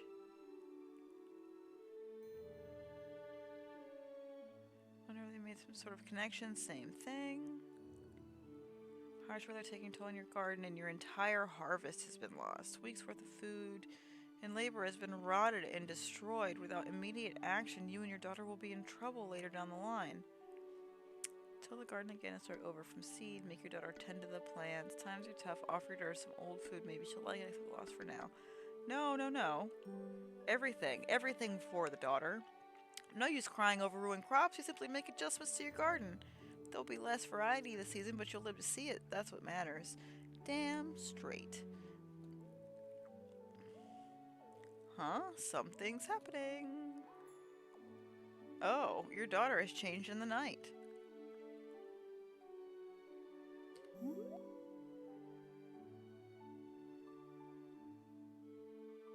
It's almost halfway full, the development over on the left. We have the mystic bond with the witch again.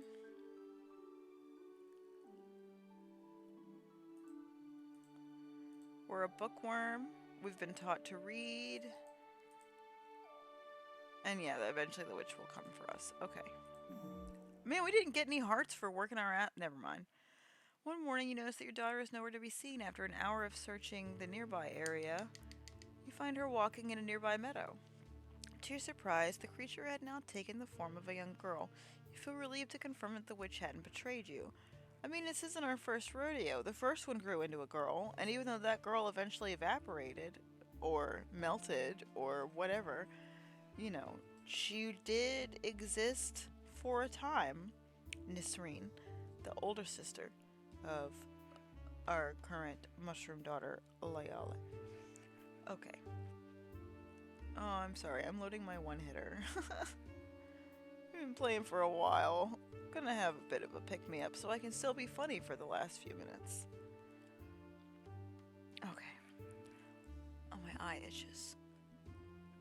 So many problems I have, clearly.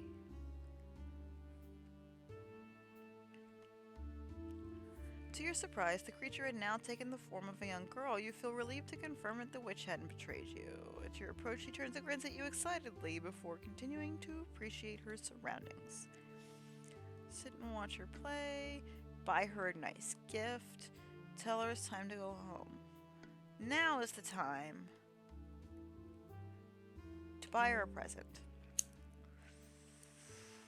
Today feels like a momentous achievement, so you tell your daughter you're going to the village to buy her a reward. To buy her a present.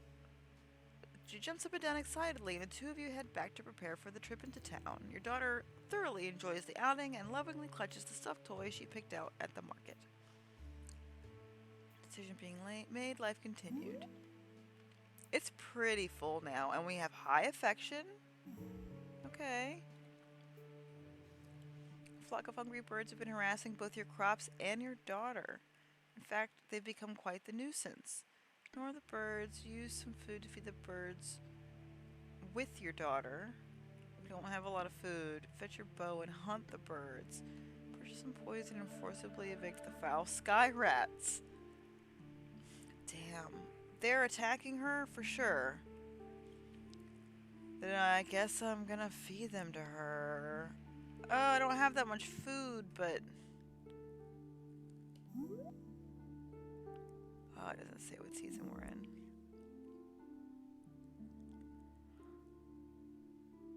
Fuck it, let's go friendly. Feeding the birds comes as an unfortunate blow to your stores. Cheerful smile as your daughter feeds the birds is a magical moment of pride for you. Friend of bird. Nothing more could be done to the birds. The matter was laid to rest. Daughter needs food too, and you've just run out. You need to find something for her soon. We're gonna spend the day gathering.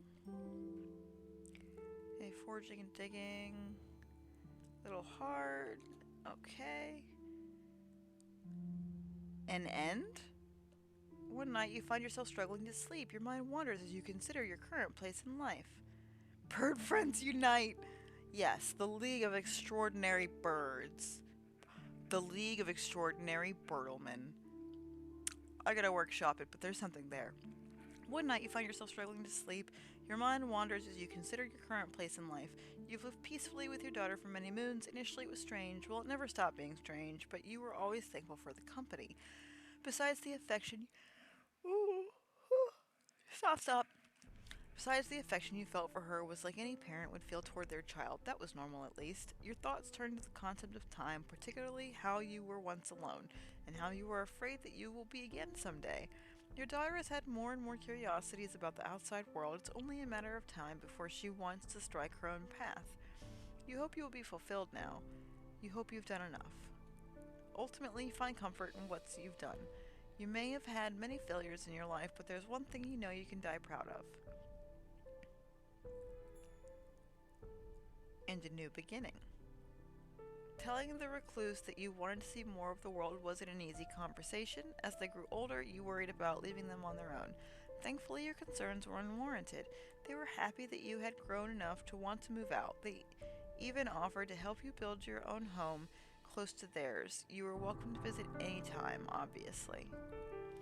Faster than you would have anticipated, the two of you built your home together. They showed you all of the tricks they knew and made sure to impart as much knowledge as they possibly could. This track is beautiful. Let's appreciate it a moment. Oh, it's Acheron. It's literally the one that I was enjoying earlier. I know what I like. That's all I'm going to say.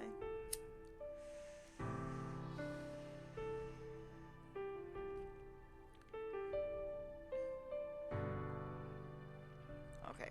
Finally the day arrived. At you. Apologia.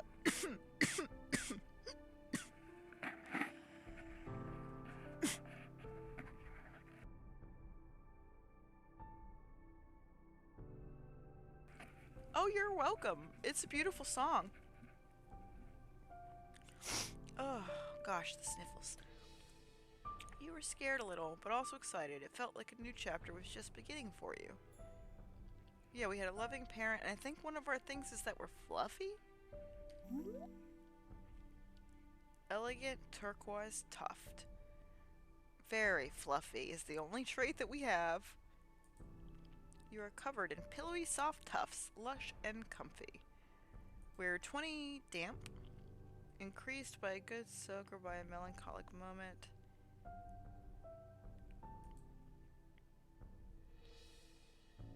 Our robustness is 35 this time, but we have almost no potency. Mystic bond, loving parent, and a very familiar.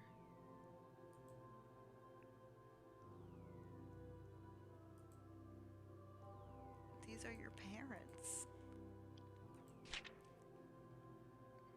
Bookworm.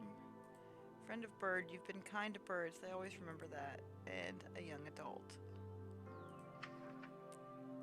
If the track is numbered, it's one of my proudest tracks. Oh, okay. That's a good way to differentiate. I will have to keep an eye out for that. Well, shit.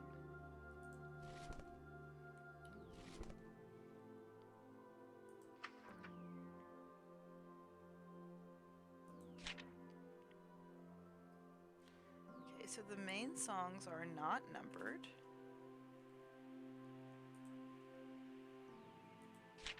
Oh, but we can't see the numbers before we get them. That's okay.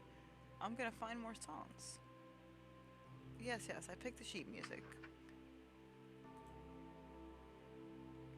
Oh, there's a whole subsection of sweet tracks that I poured my composer heart and soul into. You know, I have known a couple of people who did scores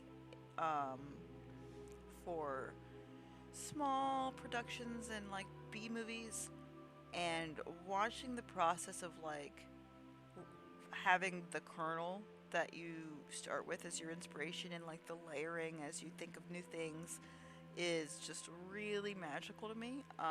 I'm not a person who, I mean, like, I drummed briefly as a kid a long time ago, and I did try my hand at guitar, but I have some medical issues that kind of prevent that. I know that sounds funny talking about guitar, but it's like a joint thing.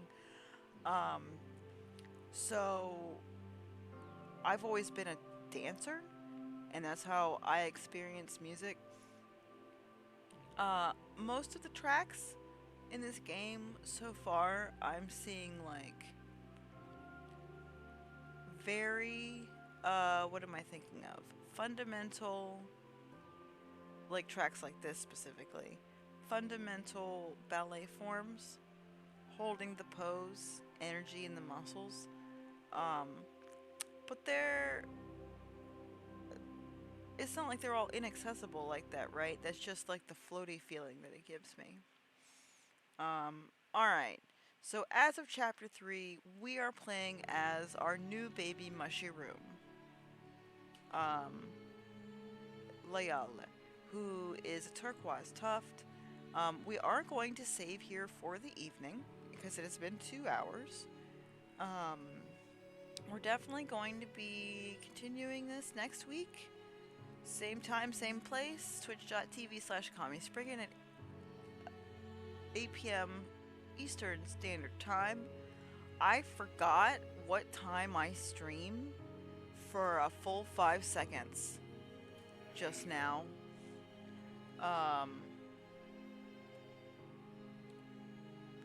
Jesus. yeah, I just saved. Uh, Please download and play Mushroom Musume on itch. The VODs, again, the first VOD is already up on YouTube, and it has the game link in the description, as well as the beginning of Nisreen's life. This VOD, so now, I have several, because there was that week where they weren't, because there was that week where they were not, debuting when I scheduled them, I have, I think, one more backup video, so I'm gonna keep that, even though they came from a communist planet, and I loved playing that game so much. I love sharing it with y'all. I love that you could tell that it was from the same people as Bewitching Revolution, even though I couldn't remember the name of the game the whole time we were playing. They came from a communist planet. So I have that in my back pocket to release at some point if there's like a week that I just cannot play if I'm ill, which hasn't happened in a while. So this VOD will be up by, I want to say Friday. I want to be an adult and say Friday, but we're going to say Saturday because you and I both know I'm going to get off work on Friday and then I'm going to go unconscious until it's a day where I don't have to get up and go to work immediately. You know what? You and I might not both know that, but I know that, and now you know that. So now you and I do both know that. This was wonderful. Great stream. Thank you. It was wonderful to talk to a player in real time. I hope you have hours of fun with it. Yeah, stop by anytime. I really try to play kind of a weird cross-section of just things that I come across. And we're probably going to be diving back into Rusty Lake. I don't know if you're a fan, but if you have not checked it out, you should join my journey through the, let's see, there's 9 cube escapes, and then there's Hotel, Roots, Paradise, Paradox, and White Door. So that's 14 games in the series alone that I know of. And I believe that I'm missing some. So that's kind of what's on the docket for after we settle into where we'd be playing Mushroom Musume. It's in Japan. The name of the game is Mushroom Musume. That's probably a Japanese word. I guess I should look it up. Anyway, feel free to stop by again. I really liked having you. No shade to the people who don't usually talk in chat, but it was nice to have someone talk in chat.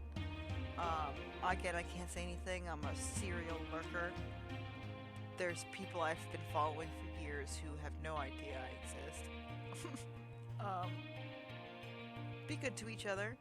Be good to yourselves. Drink water.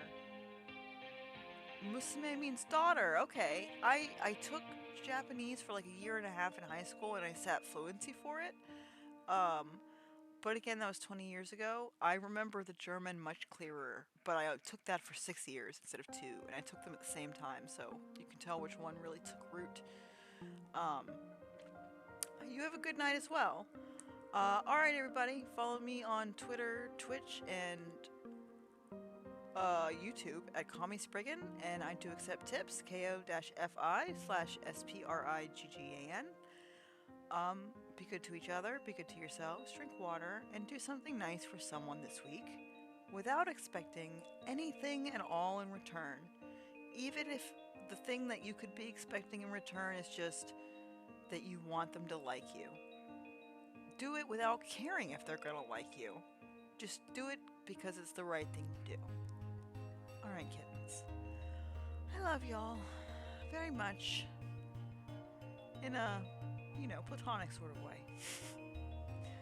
I'm gay, but I don't love you in a gay way. Alright, good night.